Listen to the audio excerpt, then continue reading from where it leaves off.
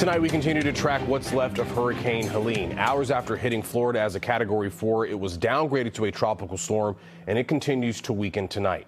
Helene has sparked widespread flooding and damage all across the South. Just take a look at this video. Entire neighborhoods in Atlanta are flooded due to heavy rainfall from the storm. And right now, at least 42 people are confirmed to have died as a result of what had been Hurricane Helene. It tore across the southeast last night, and the damage is extensive, and the death toll, sadly, is expected to rise. Helene made landfall in Florida's Big Bend region shortly after 11 o'clock last night. It was the strongest storm to ever strike the area. Then it made its way north. More than 4 million customers across the region lost power. President Biden has ordered more than 1,500 federal personnel to be deployed to help with recovery efforts. The first 24 hours, we focus on search and rescue. Over the next 48 hours, we will add what we call search, secure, and stabilize. So we want to search the area, make sure that we look for life issues, life safety issues. Then we will secure the area to keep things from getting worse. Now, Helene won't impact the Boston area, but we know flooding is an ongoing concern here. Just last week, we saw floodwaters inundate Long Wharf. So the city of Boston says now is the time to plan for when disaster strikes. That's why leaders revealed today how they will use more deployable walls to help flood-proof the city.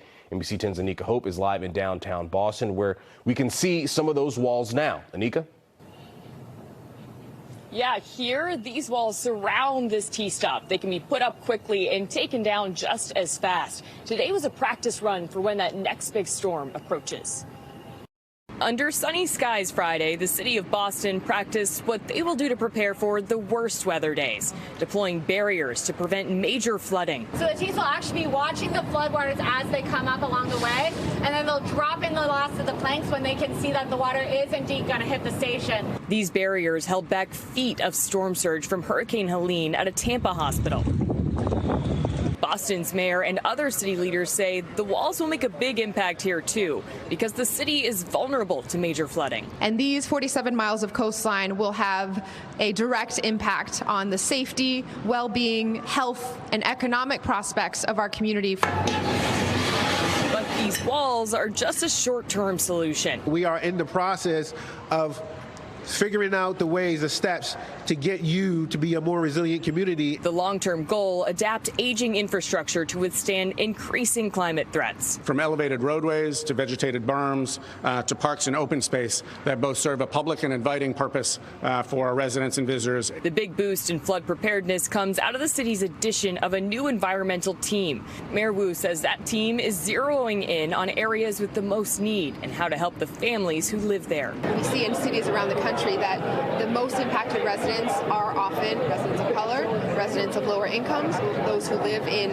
basement apartments, who have lost their lives because of sudden flooding. So what can you do to prepare your family? The city says the most important thing is to know your zone. That will determine your evacuation route. We've put a link to maps that show that on our website for you. In Boston, I'm Anika Hope, NBC 10 Boston.